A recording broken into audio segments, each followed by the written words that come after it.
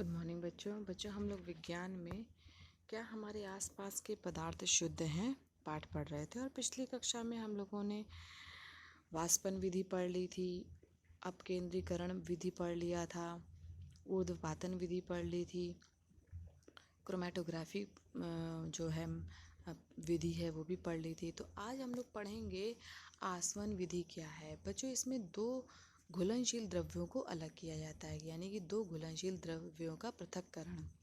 तो ये मिश्रण में द्रव्य घुलनशील होते हैं यदि मिश्रण में द्रव्य घुलनशील हैं जो विघटित हुए बिना उबलते हैं तथा जिनके घटकों के क्वथनांकों के मध्य अंतराल होता है, उन्हें आसवन द्वारा पृथक किया जाता है। यानी जैसे कि एक द्रव्य मतलब दो एक दूसरे से मिलने वाले जो हैं वो द्रव्य हैं, ठीक, यानी कि घुलनशील द्रव्य हैं। अब हम क्या करेंगे, इनको जब उबालेंगे तो इनका जो क्वथनांक होगा वो अलग अलग होगा। तो उन्हीं क्वथनांकों के आधार पर हम इन्हें अलग अलग कर सकते हैं। तो आसवन में द्रव्य का वाष्प में एवं वाष्प को पुनः संघनन द्वारा द्रव्य में रूपांतरण किया जाता है।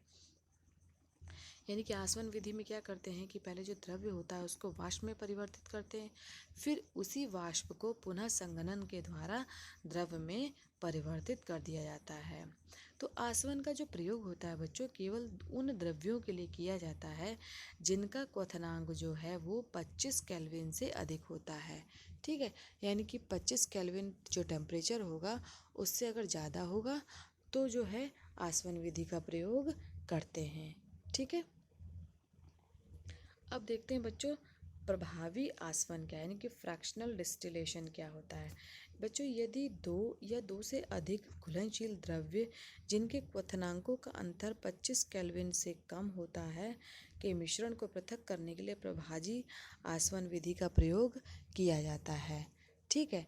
यानी कि अगर किसी भी द्रव्य का घुलनशील द्रव्यों का जो क्वथनांक है जो क्वथनांक का अंतर है वो 25 केल्विन से कम है, तो ऐसी विधि के लिए हम ऐसी सेपरेशन के लिए हम लोग प्रभावी आसवन का प्रयोग करते हैं।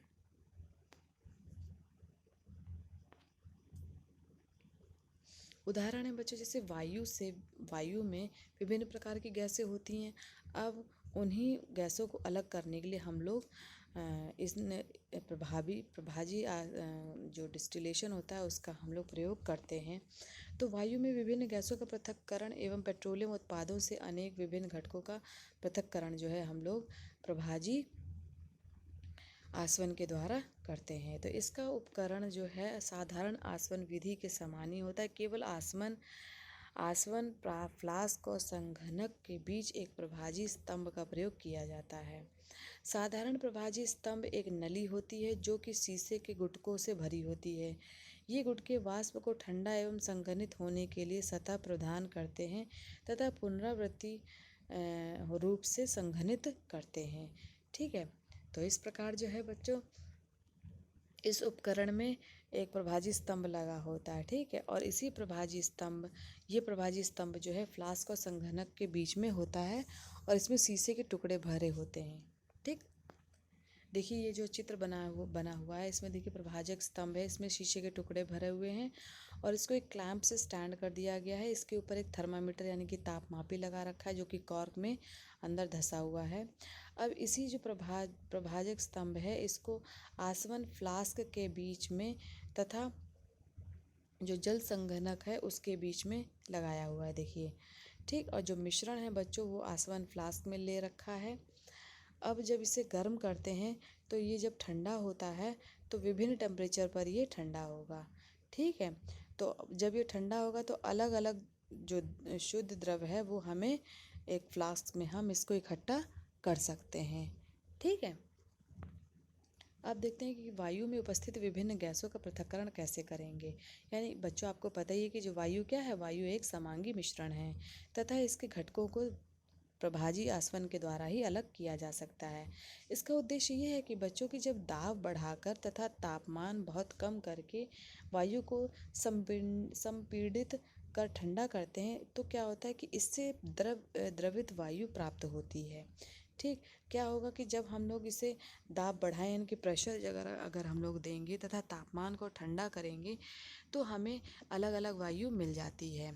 इस द्रवित वायु को प्रभाजी आसवन स्तंभ में धीरे धीरे गर्म किया जाता है, जहाँ सभी गैसें जो हैं विभिन्न ऊंचाइयों पर अपने क्वथनांक के अनुसार जो वो अलग हो जाती हैं। देखिए, वायु को क्या किया गया, पहले दाब बढ़ा करके तथा तापमान कम करके वायु को संपीड़ित या ठंडा किया गया है। फिर हमें जब ठंडा करेंगे तो हमें क्या मिल जाएगा, द्रवीय वायु मिल जाएगी। अब यही द्रवीय वायु जो है प्रभाजी आसवन कॉलम में हमें भेजनी होती है। फिर ये क्या होता है कि वायु को धीरे धीरे गर्म करना होता है। तो जब गर्म करेंगे तो उसके बाद जब उनका जो क्वथनांक होगा बच्चों अलग अलग होगा, जैसे कि ऑक्सीजन का होता है -183, आर्गन का होता है 186 तथा नाइट्रोजन का होता है 196। तो इस प्रकार जो है बच्चों हमको अलग अलग क्वथनांक में अलग अलग गैसें मिल जाती हैं। ठीक, देखिए इसी जो मैंने फ्लो चार्ट में आपको बताया रखा था वो इस चित्र में जो वायु के घटकों को पृथक्करण के जो ये उपकरण बनाया हुआ है, इसमें इस प्रकार जो है वायु के जो विभिन्न घटक हैं उनको अलग किया जाता है। अब देखते हैं बच्चों क्रिस्टलीकरण क्या है। तो बच्चों शुद्ध पदार्थ का उसके अशुद्ध रूप से पृथक्करण करना, यानी क्रिस्टलाइजेशन। तो क्रिस्टलीकरण वो विधि है जिसके द्वारा क्रिस्टल के रूप में शुद्ध ठोस को विलयन से अलग किया जाता है। यानी जो शुद्ध ठोस है उसको आप क्रिस्टल के रूप में प्राप्त करेंगे। तो इस विधि का जो प्रयोग होता है बच्चों ठोस पदार्थों को शुद्ध करने में किया जाता है। उदाहरण है बच्चों समुद्री जल से जो नमक हम प्राप्त करते हैं उसमें बहुत सी अशुद्धियाँ होती हैं। यानी कि जो हम समुद्र में आप लोग जो नमक खाते हैं सब खाने में, तो वो हमें समुद्र से प्राप्त होता है, लेकिन जो समुद्र से आप प्राप्त करते हैं नमक वो अशुद्ध होता है। ठीक, और उसमें बहुत सारी अशुद्धियाँ मिली होती हैं। तो इन अशुद्धियों को दूर करने के लिए बच्चों क्रिस्टलीकरण विधि का प्रयोग किया जाता है। तो क्रिस्टलीकरण विधि निम्न उपकरणों से उत्तम है।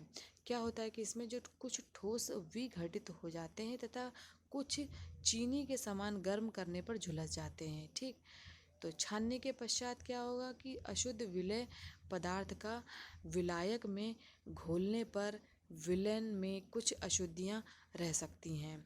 वाष्पीकरण होने पर ये अशुद्धियाँ ठोस को दूषित कर सकती हैं। जब वाष्पीकरण किया जाएगा तो जो है ठोस को अलग किया अशुद्धियाँ हैं उन्हें अलग कर सकते हैं। ठीक है, अब बच्चों देखते हैं कि क्रिस्टलीकरण का अनुप्रयोग क्या है। तो इस विधि द्वारा जो है समुद्र जल से शुद्ध नमक को प्राप्त किया जाता है। फिटकरी का क्रिस्टलीकरण कर उसे शुद्ध किया जाता है। चीनी का क्रिस्टलीकरण हम मिश्री बनाई जाती है। यानी कि 3-4 उपयोग हैं क्रिस्टलीकरण के, और भी बहुत सारे हैं लेकिन आपको यहाँ पे 3 ही बताए गए हैं। ठीक है, अब आता है बच्चों शहरों में पीने योग्य जल को शुद्ध कैसे करते हैं। तो जो शहरों में जो आप लोग पानी पीते हैं, जो सप्लाई का पानी आता है उसको देखिए किस प्रकार जो है शुद्ध किया जाता है। तो शहरों में पीने योग्य जो जल की आपूर्ति होती है, जल घर का एक रेखा चित्र जो है आपको चित्र में दर्शाया गया है। ये देखिए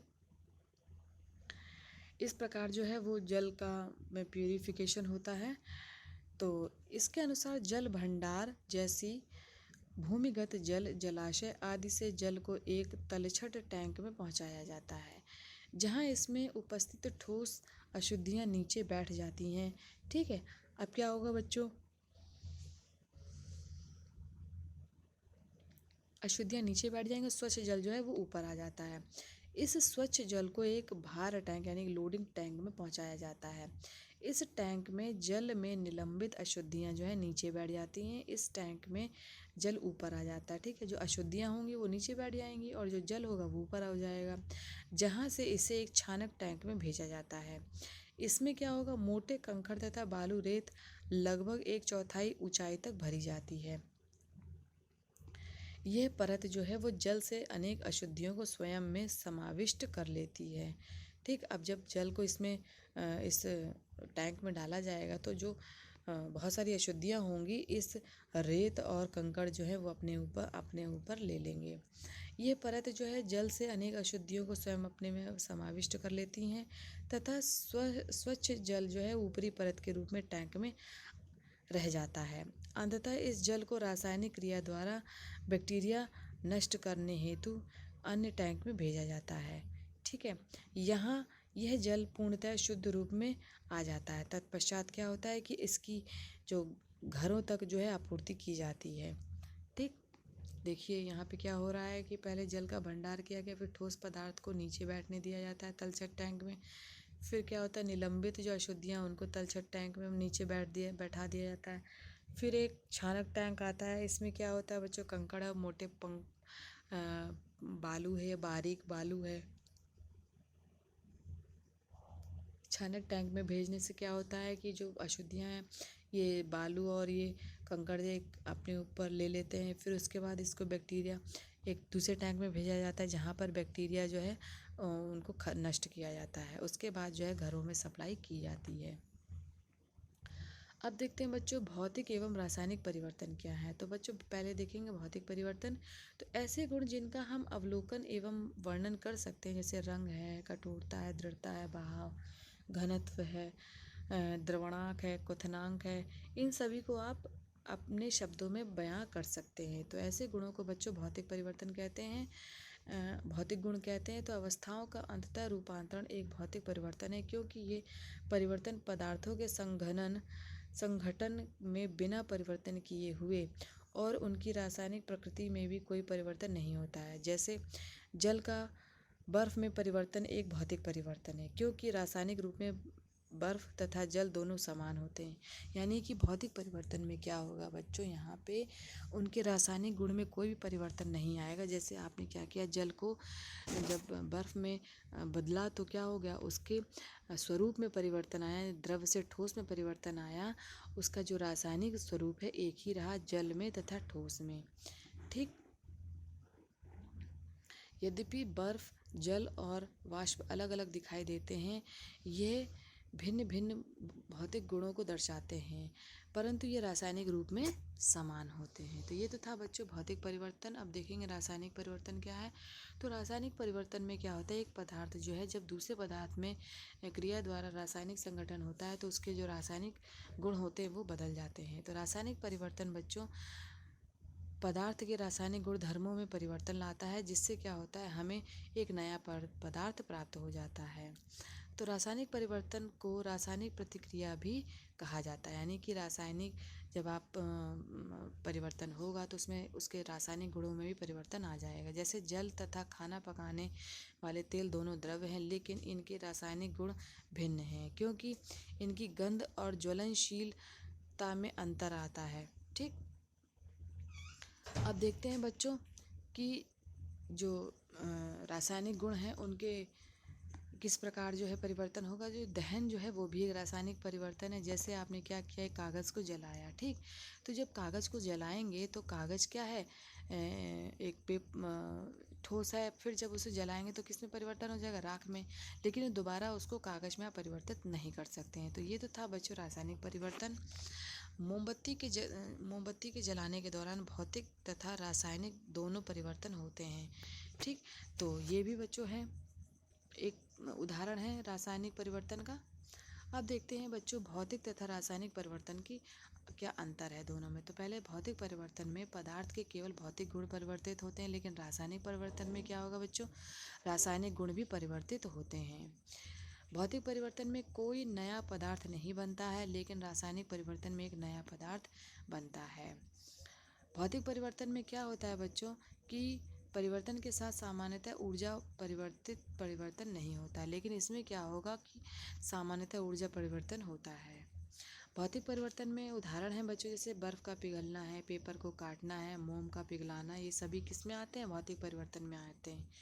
लेकिन जो रासायनिक परिवर्तन के उदाहरण हैं, जैसे कोल का दहन है, दूध में दही का बनना है, ये क्या है, रासायनिक परिवर्तन है। ठीक, तो यहाँ बच्चों आपका जो है आज की कक्षा समाप्त होती है। धन्यवाद बच्चों आज की कक्षा के लिए।